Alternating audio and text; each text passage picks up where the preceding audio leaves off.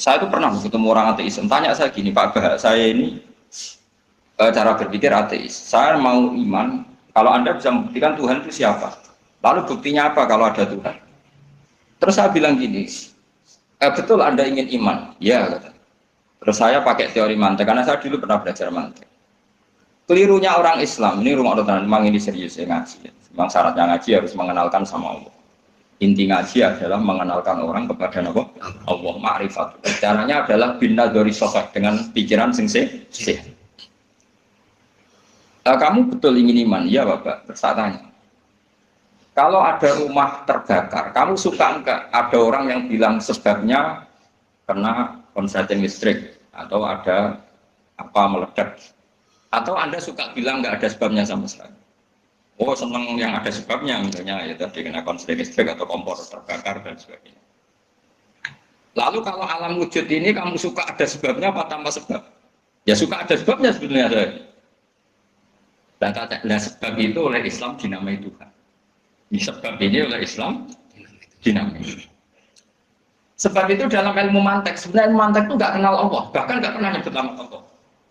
Saya ulang lagi ya, di ilmu mantek, ilmu logika yang diajarkan di pondok-pondok itu tidak pernah nyebut Allah. Yang disebut adalah alam ini rubah, alam ini makhluk. Kalau makhluk butuh khalik. Paham ya? Alam ini sudah akibat musabab. Kalau akibat berarti butuh sebab.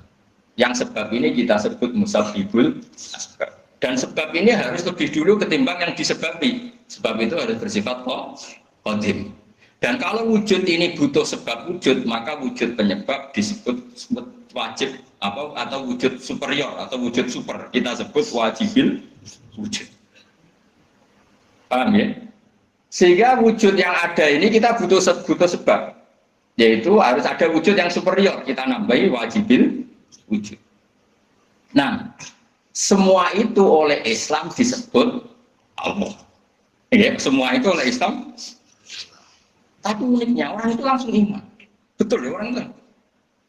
Nah, kiai-kiai tidak menerangkan gitu Bapak. Sehingga saya nyari-nyari Allah itu siapa. Mulai dulu bilang kalau Allah itu faktor alam, saya iman. Itu kelirunya kita membalik logika. Dia mau iman. Tapi dia nyaman dengan istilah Allah itu apa? Yang dikatakan Tuhan adalah penyebab dari semua ini. Mungkin Einstein bilang itu kausa prima, mungkin orang modern bilang apa saja. Paham saya maksud?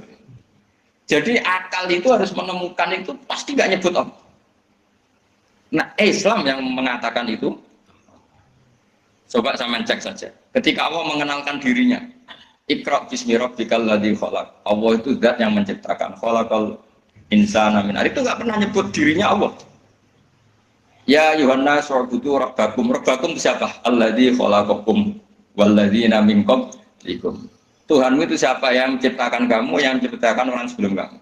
Sebagian ayat saya kata Allah nyembahlah saya itu siapa? Zat yang menciptakan langit. Nah kemudian sifat-sifat ini oleh Islam yang punya sifat itu dinamai. Tapi kelirunya kiai-kiai kalau nerangkan langsung Allah, tentu PKI pikirannya Allah itu siapa? Padahal akal hanya punya rumus alam ini butuh banyak penyebab ini kita sebut musabibul asbab atau kausa prima atau wajibil wujud. Yang Islam secara agama menamai itu Allah. Itu langsung Allah mesti ditanyakan Allah itu siapa? Paham ya? Nah itu kelirunya kita. Kita juga ikut keliru dalam apa? Merekonstruksi apa? Bangunan apa tahu?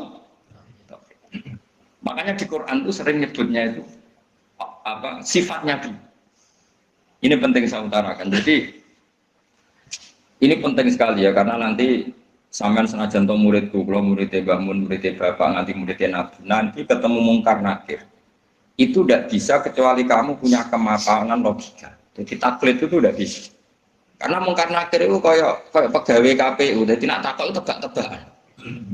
Betul. Jadi mungkar nakir itu misalnya Nabi Muhammad, dia tidak nyebut itu Nabi. Mataku fi hadzal rajul. Jadi enggak mataku fi hadzal. Yang diajarkan Mudin itu formalitas standar mungkin kompilasi hukum Islam apa itu sebetulnya enggak tahu saya. Kalau di Bukhari di Muslim, malaikat mungkar nakir tanya gini, mataku fi hadzal rajul. Bagaimana komentar kamu tentang hadzal rajul? Bukan Nabi bilang. Lelaki itu siapa? Padahal maksudnya lelaki itu adalah Rasulullah SAW. Tapi supaya pertanyaannya lebih sulit, coba kamu komentar lelaki itu siapa? Terus di situ di Bukhari diterangkan fa'amal munafik, fa'amal murtad. Orang munafik atau murtad, orang yang ragu. Terus dia komentar, kata orang-orang sini dia nabi, makanya saya ikut-ikutan bilang dia.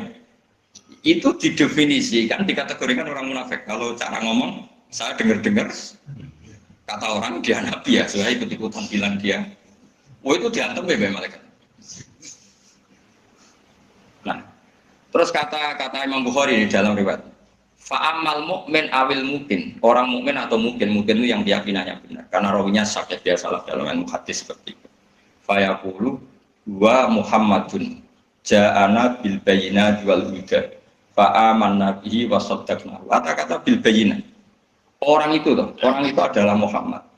Dia nabi yang datang ke kita bil bayyinat dengan bukti yang begitu jelas. Maknanya bayyinat wal huda dan membawa petunjuk. Misalnya begini, ini yang saya alami. Kamu boleh copy paste, boleh ngeblat pikiran saya, tapi saya tidak menjamin mengkarnakir mengasis ya, karena syaratnya harus dari pikirannya sendiri. Tapi kita warai kerpean ya, misalnya begini, ini saya dan saya tanggung jawab sampai ketemu Allah. Aku itu roh Kanjeng Nabi, nabi itu mereka ajaran sholat. Saya loh, meskipun saya tentu sudah iman dengan barokahnya Quran, hadis, guru-guru kita sudah iman. Tapi aku roh nabi tenan itu gara-gara sholat. Yaitu Nabi ngendikan as-sholatu imaduddin, sholat itu cagaya aku. Coba kalau dia seorang raja, ngapain menjadikan orang dikon sujud ning pangeran, dikon rukuk, dikon happy ning pangeran. Itu satu, as-sholatu imaduddin. Terus Nabi itu mati-matian. Nah, Allah sahabat gak sholat jamaah. Itu jari Nabi sekali-kali wong tak kon ngimami santri. Aku gak ngimami. Apa moro mae wong-wong sing ora sholat apa? Jamaah. Tak obonge. Itu dua. Tiga, Nabi itu ketika perang itu kondisi paling emergen. Iku tetap sholat. Bahkan Nabi saking senengnya sholat itu nak lunga. Kok sholat sunat? Iku nama tawajjah bi rohilatu. Kadang madhep ngetan, madhep ngulon. Sementing iso. Terus Nabi nak muji sholat itu sundul langit, saking muji ini sundul langit, buat sulilat kurrotu ini di sholat. Aku ayam nak sholat. Sifat ini sifat raja, apa sifat orang yang dekat Allah? Itu pasti nubuah. Gak mungkin orang akal sehat. Misalnya orang yang jadi presiden, kepinginnya ya suworo, kepingin jadi rojo, kepinginnya monarki anak turunnya jadi. Ini tidak itu semua. Gak mungkin kalau gak Nabi kok orang punya berpikir sholat gitu, paham?